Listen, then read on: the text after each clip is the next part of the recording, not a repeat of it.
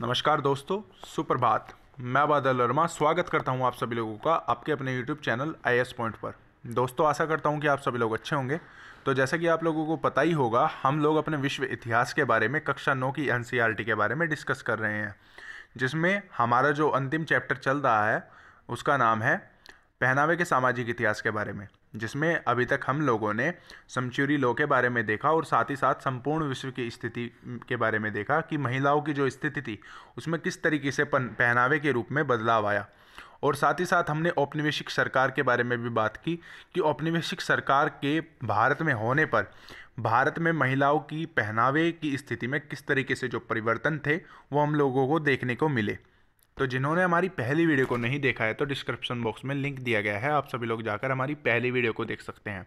और अगर आप लोग हमारे YouTube चैनल पर नए हैं तो प्लीज़ YouTube चैनल को सब्सक्राइब कर लीजिए और बेल आइकन को दबा लीजिए, जिससे आपको हमारी वीडियो की आने वाली नोटिफिकेशन सबसे पहले टाइम पर मिल जाए। और आज की इस वीडियो लेक्चर में हम लोग बात करने वाले हैं स्वदेशी मोमेंट के बारे में, अर्थात स्वदेशी आंदोलन के बारे में। तो और साथ ही साथ हम बात करेंगे कुछ टिप्स के बारे में जो कि UPSC मेंस के एग्ज़ाम के लिए काफ़ी ज़्यादा आप लोगों के लिए लाभप्रद साबित होगी, क्योंकि उन टिप्स के ज़रिए अगर आप उन टिप्स को फॉलो करते हैं तो आप एग्ज़ाम्स में UPSC के टॉप कर सकते हैं।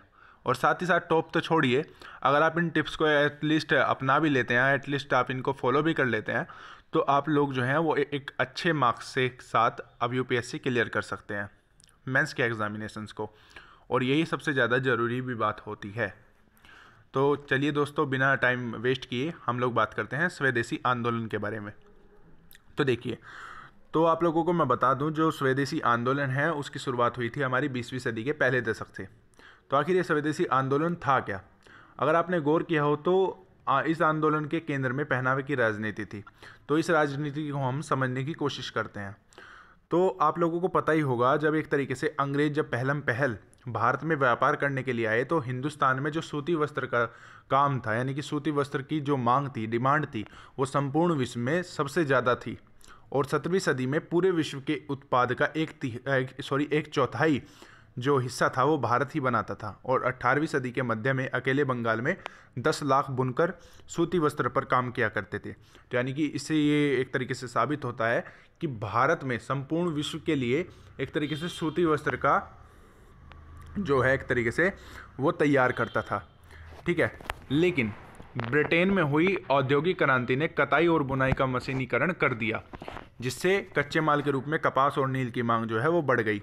और साथ ही साथ इसके साथ ही विश्व अर्थव्यवस्था यानी कि वर्ल्ड इकोनॉमी में भारत की जो हैसियत थी वो नीचे गिर गई। ऐसा कैसे हुआ, तो इसके बारे में हम बात करते हैं। देखिए, तो आप लोगों को इससे पता चला होगा कि जब स्वदेशी आंदोलन एक तरीके से शुरू नहीं हुआ था, अभी तो हमने इसकी थोड़ा सा हिस्टोरिकल बैकग्राउंड जानने की कोशिश की कि भाई किस तरीके से क्या हुआ। आप लोगों को पता ही होगा, जब भारत में ये ब्रिटिशर्स आए तो उन्होंने एक तरीके से जब व्यापार करने के लिए आए तो व्यापार सबसे ज़्यादा जो डिमांड थी वो सूती वस्त्र की थी। तो सूती वस्त्र की इतनी ज़्यादा डिमांड थी कि एक चौथाई जो उसका आयात निर्यात है वो भारत से ही किया जाता था। और भारत पर तो जब प्रभाव पड़ा जब एक तरीके से औद्योगिक क्रांति हुई। औद्योगिक क्रांति होने के कारण भारत में नील की जो डिमांड है वो सबसे ज़्यादा बढ़ गई, जिससे जो अधिकतम किसान थे उनको काफ़ी ज़्यादा हानि हुई। और इसी के साथ साथ हिंदुस्तानी पर जो राजनीतिक हुकूमत है उनके ब्रिटेन के 2 फ़ायदे हुए थे। तो पहला फ़ायदा तो ये था कि जो किसानों को नील जैसी फसलें उगाने के लिए मजबूर किया जाता था, और दूसरा था कि सस्ते बने ब्रिटिश उत्पाद आसानी से आम बने मोटे कपड़ों की जगह खपाए जा सकते थे। तो इस चीज़ का नतीजा ये होता था कि जो डिमांड होती थी उसके अभाव में भारत के बुनकर बड़ी तादाद में बेरोजगार हो गए। और साथ ही साथ जो मुर्शिदाबाद, मछलीपट्टनम और सूरत जैसी सूती वस्त्र के जो केंद्र थे, जो केंद्र माने जाते थे, उनका धीरे धीरे वो पतन होने लगा। लेकिन बात करते हैं 20वीं सदी में आकर। तो 20वीं सदी में एक तरीके से लोगों ने ब्रिटिश मिलों में बने कपड़ों का बहिष्कार करना शुरू किया।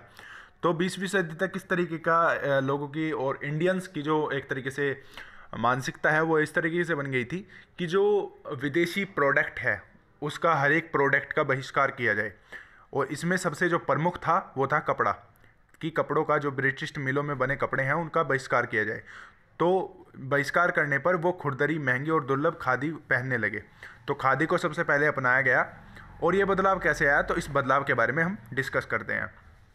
तो देखिए, तो ब्रिटिश राज के खिलाफ बढ़ते विरोध का जो काबू करने के लिए लॉर्ड कर्जन ने 1905 में बंगाल के विभाजन का फैसला किया।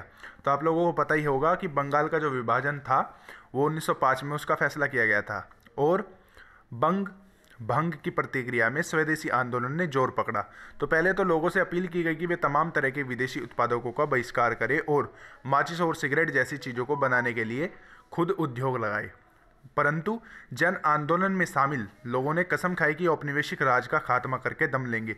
खादी का इस्तेमाल देशभक्ति का कर्तव्य बन गया और महिलाओं से अनुरोध किया गया कि रेशमी कपड़े व कांच की चूड़ियों को फेंक दें और शंख की बनी चूड़ियाँ और हथकंधे पर बने मोटे कपड़ों को लोकप्रिय बनाने के लिए गीत और कविताएं उस समय रची गई, ताकि भारत में जो ब्रिटिशर्स हैं उनका बहिष्कार किया जा सके और उनके जो द्वारा मिल में बनाए गए कपड़े हैं उनका बहिष्कार किया जा सके। और भारत में एक स्वदेशी जो है आंदोलन इसी तरीके से चलाया गया और स्वदेशी आंदोलन को इसी से जो है वो रफ्तार मिली।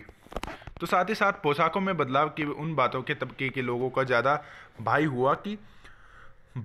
क्योंकि साधनहीन गरीबों के लिए नई चीज़ें खरीद पाना मुश्किल था। करीब 15 साल से उच्च वर्ग वाले भी वापस यूरोपीय पोशाक पहनने लगे। हालांकि उस समय बहुत सारे जो लोग थे वो राष्ट्रीय हित के साथ आ जुटे थे, लेकिन बाज़ारों में अटी पटी सस्ती ब्रिटिश वस्तुओं को चुनौती देना लगभग असंभव था। और इन सीमाओं के बावजूद स्वदेशी के तजुर्बे में महात्मा गांधी को वह सीख अवश्य दी कि ब्रिटिश राज के खिलाफ प्रतीकात्मक लड़ाई में कपड़े की कितनी महत्वपूर्ण भूमिका हो सकती है। तो महात्मा गांधी को पता चला कि कपड़े की आखिर जो ब्रिटिशर्स के लिए है और भारत के लिए है कि कितनी अहम भूमिका जो है वो हमारे लिए कपड़ा निभाता है। ठीक है, तो अब बात करते हैं महात्मा गांधी के पोशाक प्रयोग के बारे में। तो महात्मा गांधी का किस तरीके से पोशाक प्रयोग था, तो देखिए इस चित्र को भी देख लेते हैं पहले। तो इसमें आप देख ही पा रहे होंगे जो कि महात्मा गांधी है और चिर परिचित तस्वीर में आप खुले बदन को चरखा काटते देख रहे होंगे। ठीक है, तो बात करते हैं महात्मा गांधी के पोशाक प्रयोग के बारे में। तो महात्मा गांधी के सर्वपरिचित छवि वह है जिसमें वह खुले बदन धोती पहने और चरखा काट रहे हैं। तो चरखा काटने का तात्पर्य क्या है कि दैनिक इस्तेमाल को उन्होंने प्रतीकों में बदल दिया और आत्मनिर्भरता के इन प्रतीकों में ब्रिटिश मिलों में बने कपड़ों का विरोध भी प्रतिबंधित किया। तो इसके साथ साथ हुआ क्या कि जो महात्मा गांधी के वस्त्र संबंधी प्रयोगों थे उनमें भारतीय उपमहाद्वीप यानी कि इंडियन सबकॉन्टिनेंट्स में पहनावे के प्रति बदलते रवैये का सार छुपा हुआ था। और गुजराती बनिया परिवार में पैदा होने के कारण अपने लड़कपन में वे कमीज के साथ धोती या पायजामा पहनने थे और कभी कभार कोट भी। 19वीं साल में उम्र में 1888 यानी कि 1888 में जब वे कानून पढ़ने लंदन गए तो उन्होंने अपनी चोटी कटवा ली और बाकायदा पश्चिमी सूट अपना लिया ताकि लोग उन पर हंसी नहीं। और वापसी में भी उन्होंने पश्चिमी सूट पहनना जारी रखा, भले ही एक पगड़ी और ऊपर से डाल ली। और दक्षिण अफ्रीका में जोहान्सबर्ग में 1890 यानी कि 1819 के दशक में वकालत करते हुए उनका पहनावा पश्चिमी ही रहा। तो देखिए एक बार ये चित्र भी हम थोड़ा डिस्कस कर लेते हैं। तो आप लोग ये चित्र 21 देख पा रहे होंगे जिसमें महात्मा गांधी 7 साल की उम्र में आप देख पा रहे होंगे तो किस तरीके के ये पहनावे को अपनाए हुए हैं। ऑलराइट, तो लेकिन जल्द ही उन्होंने फैसला किया कि असुटित रहना इस तरीके से राजनीतिक घोषणा है। लुंगी कुर्ता पहनने का प्रयोग उन्होंने 1913 यानी कि 1930 में डरबन में किया जब कोयला, देखो ये आप लोग जरूर याद रखना फैक्ट, क्योंकि कहीं ना कहीं ये पूछ लिया जाता है। अगर आप लोग KBCQ देखते हैं यानी कि कौन बनेगा करोड़पति, तो काफ़ी ज़्यादा फैक्ट से क्वेश्चन जो है इसी तरीके से पूछे जाते हैं कि एक तरीके से लुंगी कुर्ता पहनने का जो प्रयोग है वो 1913 में सबसे पहले कहाँ पर किया गया था, जो ये डरबन में किया गया था। तो आप लोगों को ये चीज़ें नहीं मिलने वाली अगर आप इनको डीपली नहीं पढ़ेंगे, तो इन चीज़ों को हमेशा नोट करके रखना है, ठीक है ना।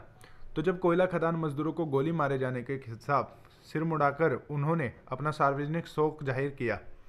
ठीक है, भारत वापसी पर 1915 में वह काठियावाड़ी किसान की वेशभूषा में रहने लगे और 1921 में जाकर उन्होंने वह धोती पहनना धारण किया जिसमें वह आजीवन पहनते रहे।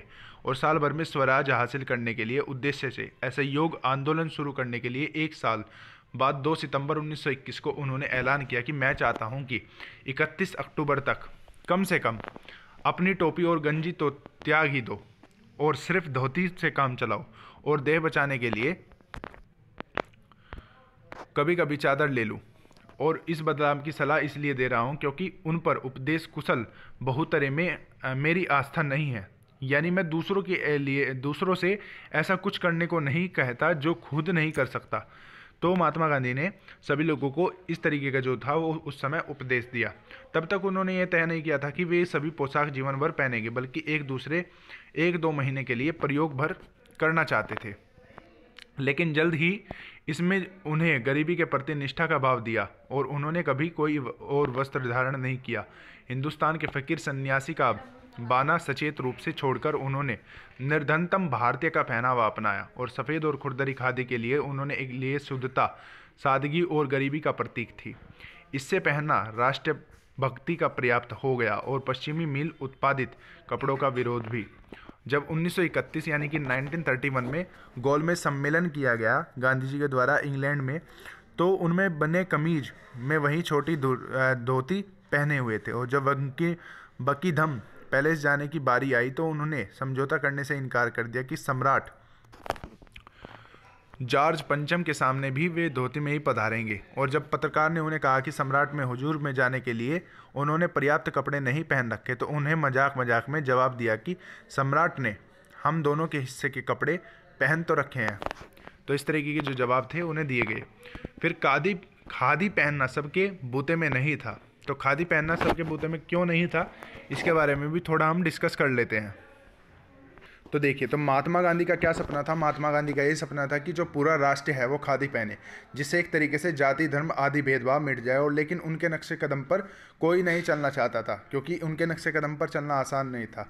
वो चाहते थे कि सभी जो है अहिंसा पूर्वक राष्ट्र में राष्ट्र हित के लिए रहे। तो क्या इस तरीके की एकता मुमकिन थी?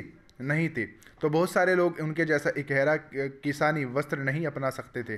सब चाहते भी नहीं थे कि किस तरीके से वो प्रतिक्रिया आई। तो मतलब सीधा सीधी ये बात है कि जो अधिकतम लोग थे वो अधिकतम लोग इस तरीके के खादी वस्त्र को पहनना भी नहीं चाहते थे। तो किस तरीके की प्रक्रियाएं आई उन पर हम थोड़ा डिस्कस कर लेते हैं। तो देखिए, पहली प्रतिक्रिया को हम देखते हैं। तो इलाहाबाद के सफल वकील और राष्ट्रवादी मोतीलाल नेहरू ने अपनी बेशकीमती पश्चिमी सूट त्याग दिया और हिंदुस्तानी धोती कुर्ता अपना लिया। लेकिन उनकी पोशाक मोटे खुरदुरे कपड़े की न होकर बारीक कपड़े से बनी होती थी। जाति प्रथा के चलते सदियों से वंचित तबकों का पश्चिमी शैली के लिए कपड़ों के प्रति सहज आकर्षण था। इसलिए बाबा साहब अम्बेडकर जैसे राष्ट्रीय भक्तों ने पाश्चात्य शैली का सूट कभी नहीं छोड़ा। कई सारे दलित 1910 यानी कि 1910 में के दशक में सार्वजनिक मौके पर जूते, मोजे और 3 पीस सूट पहनने लगे, जो कि उनकी तरफ से आत्मसम्मान का राजनीतिक व्यक्तित्व था। और साथ ही हमारा तीसरा पॉइंट है कि एक महिला ने 1928 यानी कि 1928 में महात्मा गांधी की महाराष्ट्र से लिखा कि 1 साल पहले मैंने आपको हर किसी के लिए खादी पहनने की गंभीर ज़रूरत पर बोलते सुना था और हमने खादी अपनाने की ठानी। लेकिन हम गरीब गुरबा हैं, हमारे प्रति कहने की कि खादी महंगी है। मैं मराठी होने के नाते 9 गज की साड़ी पहनती हूँ और बड़े बुजुर्ग उसे घटाकर 6 गज करने की बात पर राज़ी नहीं होंगे। और चौथा हमारा जो इम्पोर्टेंट पॉइंट था वो था सरोजिनी नायडू और कमला नेहरू जैसी महिलाएं सिर्फ सफ़ेद हाथ से बुने मोटे कपड़े की जगह रंगीन व डिज़ाइनदार साड़ियाँ पहनती थी। ठीक है, तो इसी के साथ आज का हमारा ये चैप्टर खत्म होता है। और आपको लोगों को पता ही चला होगा कि स्वदेशी एक्चुअल में जो मोमेंट था वो किस लिए और क्यों चला था। तो स्वदेशी मोमेंट जो है वो सीधी सी मैं आपको एक लाइन में आंसर दे देता हूँ कि जो स्वदेशी आंदोलन था वो इसलिए चला था क्योंकि जो ब्रिटिशर का परित्याग करने के लिए इंडिया में स्वदेशी मोमेंट जो है वो चलाया गया था। तो आप लोगों को उसके कारण भी हमने बता ही दिए हैं इस चैप्टर में। तो निष्कर्ष के बारे में हम बात करते हैं कि इस चैप्टर से यानी कि पहनावे के सामाजिक इतिहास से हमें क्या निष्कर्ष मिला, इसका क्या कंक्लूजन मिला। तो इस तरीके के पहनावे के बदलाव का जो इतिहास था वो एक तरफ जहाँ सांस्कृतिक रुचि और सौंदर्य की परिभाषा में बदलाव से जुड़ा है, वहीं वह आर्थिक व सामाजिक परिवर्तन तथा सामाजिक व राजनीतिक संघर्ष के मसलों से भी उलझा हुआ है। इसलिए वेशभूषा में जब परिवर्तन देखें तो हमें हमेशा पूछना चाहिए कि ये परिवर्तन क्यों होते हैं। इनसे हमें समाज और उसके इतिहास के बारे में क्या पता चलता है? इनसे हमें रुचि और टेक्नोलॉजी अर्थात प्रौद्योगिकी, बाजार और उद्योग के आए किन बदलावों के बारे में जानकारी मिलती है। तो इस चैप्टर से हमें ये कंक्लूजन मिलता है। तो ये काफ़ी ज़्यादा इम्पोर्टेंट है और अपने आप मता के अनुसार और या अपने पॉइंट ऑफ व्यू के अनुसार इस कंक्लूजन में थोड़ा बहुत जो है वो चेंज भी कर सकते हैं। ठीक है ना। तो ये तो देखो राइटर है, राइटर ने अपने कंक्लूजन या अपने पॉइंट ऑफ व्यू से जिस तरीके से भी इस स्टोरी को देखा, तो इस स्टोरी के हिसाब से उसने अपना कंक्लूजन दे दिया। तो चलिए हम बात करते हैं यूपीएससी की टिप्स के बारे में। ठीक है, तो देखिए यूपीएससी की टिप्स पहली क्या होती है। तो पहले टिप्स तो आपके लिए मैं बता दूं कि मानकर चलो यूपीएससी का ये क्वेश्चन है, तो पहले तो हम लोगों को ये क्वेश्चन ही अंडरस्टैंड करना है। जब तक हम क्वेश्चन को अच्छे से नहीं समझेंगे तब तक हम उसका आंसर जो है वो नहीं लिख सकते। चलो अब पहली टिप्स तो यही हो गई कि क्वेश्चन को समझ लिया। सेकंड टिप्स आप लोगों के लिए ये हो गई कि किसी भी क्वेश्चन से रिलेटेड अगर आपका कोई भी पर्सन आपसे किया जाता है तो उस पर्सन से रिलेटेड आप लोगों को उसका थोड़ा सा एक तरीके से संदर्भ लिखना है कि भाई आखिर ये क्वेश्चन जो है वो किस लिए है और क्या इसमें हम लोग बात करने वाले हैं, किस तरीके से हम लोग इसको डिस्कस करेंगे, उसका थोड़ा सा एक तरीके से आपको एक्सप्लेन करना है। सेकंड पॉइंट आपके लिए, सेकंड टिप्स ये है कि आप जो आपने बताना चाहते हैं उस चीज़ को आप पॉइंट्स में लिखें। पॉइंट्स में क्या होगा कि आप लोगों जैसे मानकर चलो पॉइंट नंबर 1, पॉइंट नंबर 2, तो इस तरीके से आपके जो मार्क्स हैं वो काफ़ी ज़्यादा अच्छे आएंगे और एग्जामिनर भी काफ़ी ज़्यादा आपको देखकर खुश होगा, क्योंकि एग्जामिनर ये नहीं चाहता कि भाई बुक की तरह एक तरीके से आप भर दो, ऐसा नहीं चाहता। ठीक है, और थर्ड टिप्स आप लोगों के लिए है कि आप लोग अगर पॉसिबल हो सके तो डायग्राम ज़रूर बनाएं।